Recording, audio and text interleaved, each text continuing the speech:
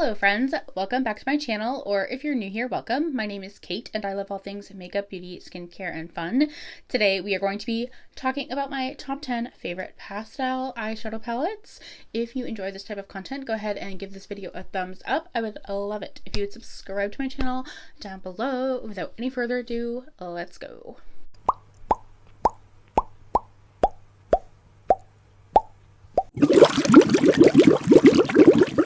Okay, so we'll get the elephant out of the room real quick. I have overtoned my hair. Okay, very obviously. Parts of my hair are very overtoned. To make a long story short, have to bleach my roots. Turns out, not a natural blonde.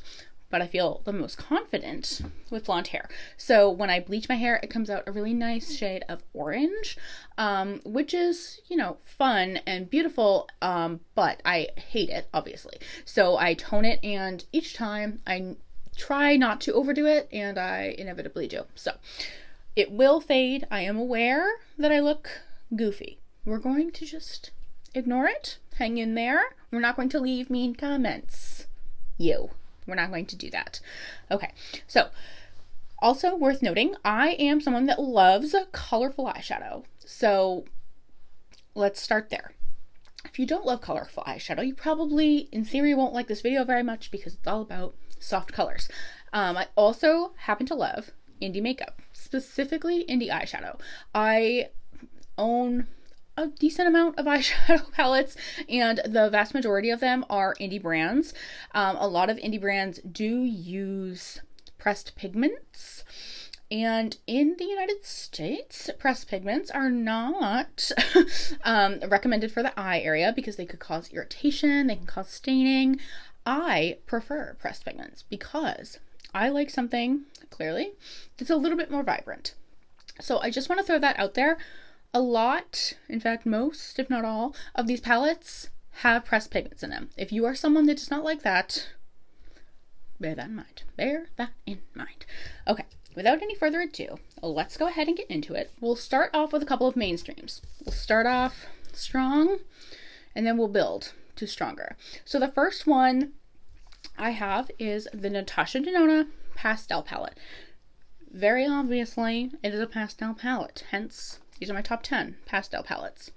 So this is what this palette looks like. Beautiful, beautiful, beautiful. I will say I really enjoy this palette, and I think that if you are someone that likes Natasha Denona's formula and you like pastel palettes, you will enjoy this one. That being said, there are others in my collection whose formulas I like better. They're just more impactful. I don't believe these are pressed pigments. I could be wrong about that. It doesn't say on here, but I think that might be like one of the things, because I've seen people talk about this and not necessarily love it. I do think that these shadows work better if you go in with a more densely packed brush and stipple on the eyeshadow versus going in with a fluffier brush and like dispersing it that way. I think if you pack it on and then blend, you're going to, in my experience, have a more impactful eye look. I also think that if you are using pastels in general, but of course this palette included, and especially with this palette, I use the P. Louise base. You can use any kind of base that you want, but I think what's key about it is that it's going to neutralize or like create a blank canvas on your eye and leave a little bit of tact so that when you are stippling these onto the eye and then blending, you're getting a bit more of an impactful finish. I also do this admittedly with any shimmer that I use, but I use a glitter glue. I use the Shimmer Grasp by Unearthly Cosmetics, and I just pat that down wherever it is I'm going to put a shimmer, and I get a more intense look. So I think that's kind of why pastels in general have gotten kind of a bad rep, is that they're just a little bit more work in terms of like getting them to show up, because of course most of them, if not all, have a white base, so it can be hard to get them to show up impactfully. But I think a couple of those tricks have really gotten me a long way, and it makes this palette for me a joy to work with. On the more cost-effective side of things, we have this little gem by ColourPop. This is the Sailor Moon. This is the first one. I've debated getting my hands on the second one. Still haven't pulled the trigger. but this one is just so cute. It's definitely a little bit more neutral than any of the other palettes that I'm going to talk about today, but I did want to mention it because it has some of these pastels here along with some neutrals, and then of course some beautiful shimmer shades. ColourPop admittedly has quite a few pastel palettes to choose from. There's like the Mint to Be, Lilac You a Lot. There's, I think it's something to do with clouds, and it's like a baby blue. There's the baby pink one.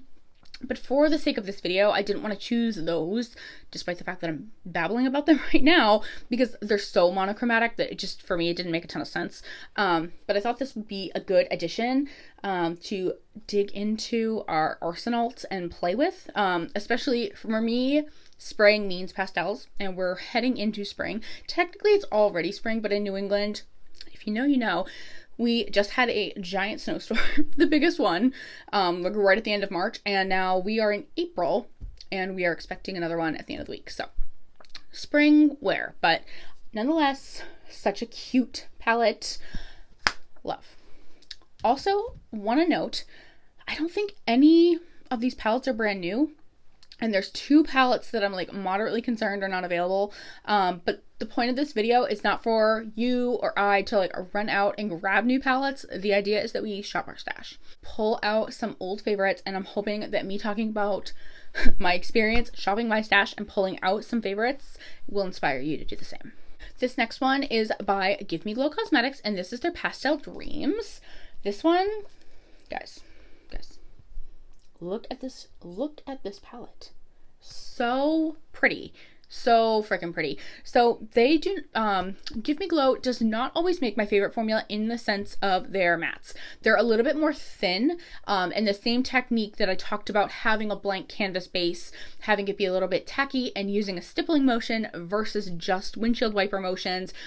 Definitely you can work with these shades. That being said, the shimmer formula is so pretty on this palette. So pretty. I think Give Me Glow, in fact, I know Give Me Glow is going to soon be going through a little bit of a change. Previously, these were all like hand pressed, and they're going to be switching over to a lab. So I'm not sure if this is currently available. It was available last I checked, but this really is such a good palette. These shimmers, guys.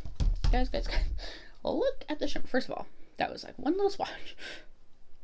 So pretty. Like, they are so intensely metallic, and like they have that silvery pearlescent. Oh, it's just so good. Let me swatch purple. It's just so pretty. When the light hits those shimmers, stunning. And they're incredibly soft. I've had this one for I think 3 years now.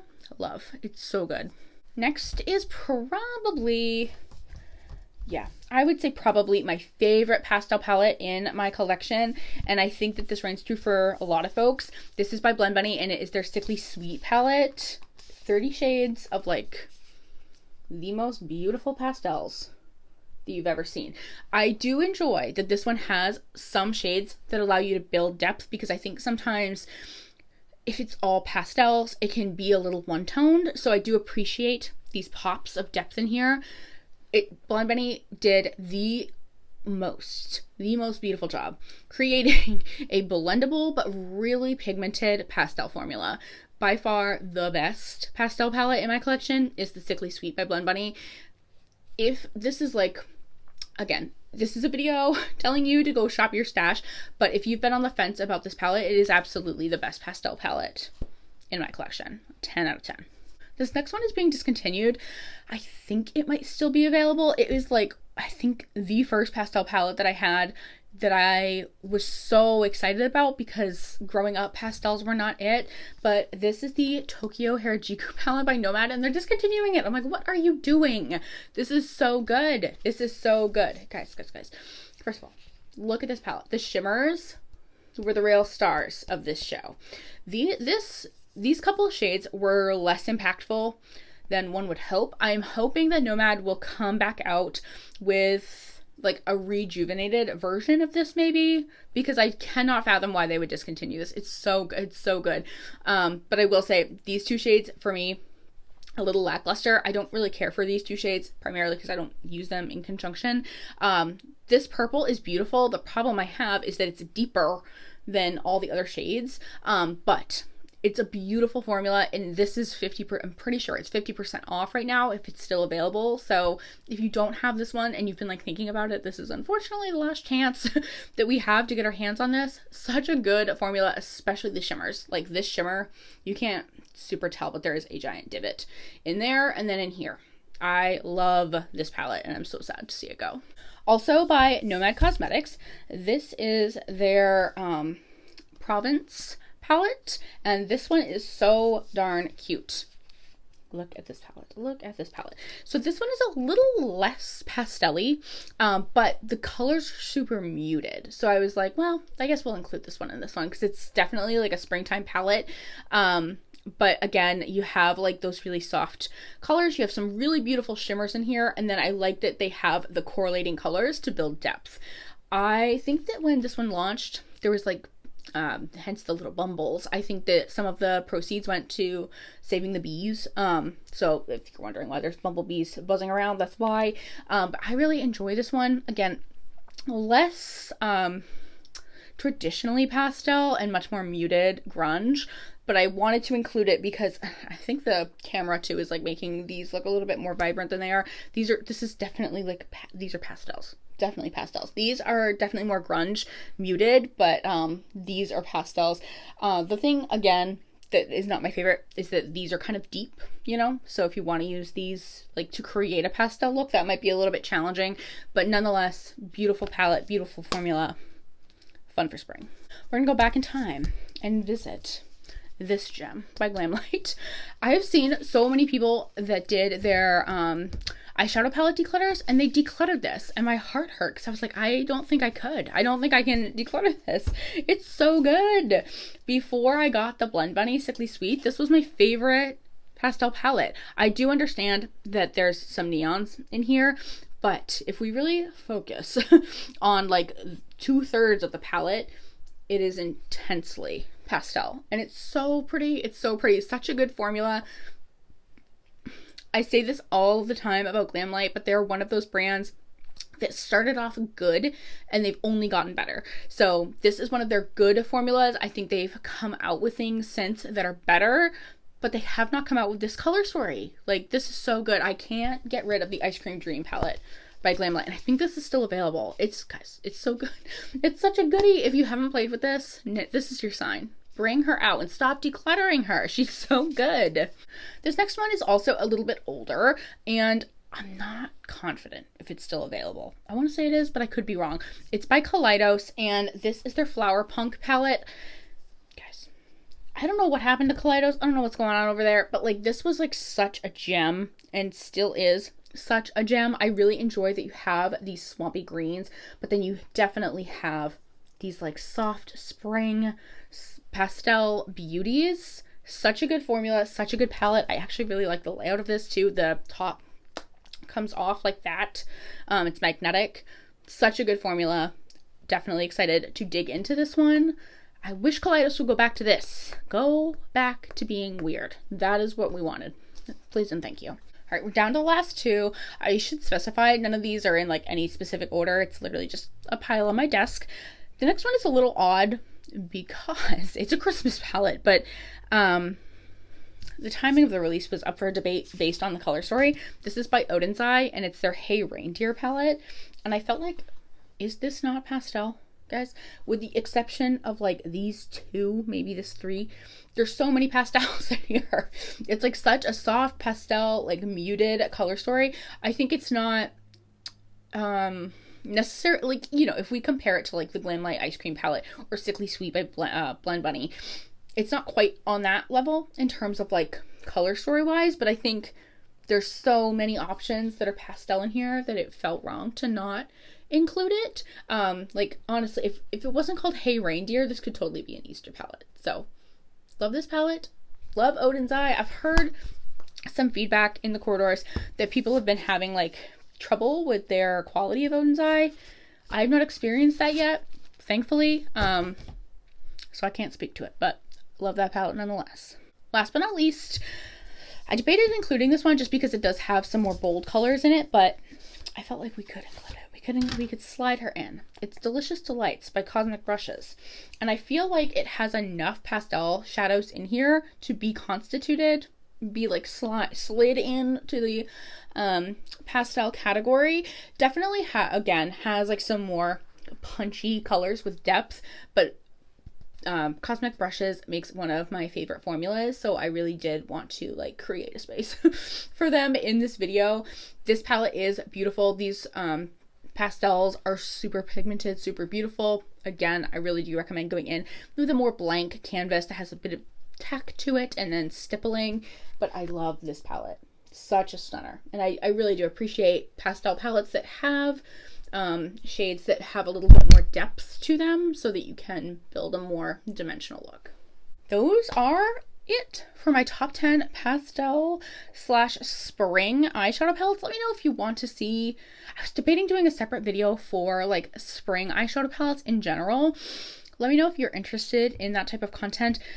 I definitely wanted to talk about pastel palettes because I think that while we don't have to, of course, wear pastels in spring, I think a lot of us associate spring with pastels. So I thought this would be a good time to review those. These palettes that I have here that I just talked about are actually going to go into my everyday makeup drawer so that I can play with them for the next month or so.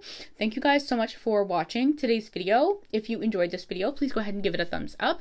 I would love it if you would subscribe to my channel down below. As always, please stay happy, stay healthy, and stay blessed, and I will see you on the next video. Bye.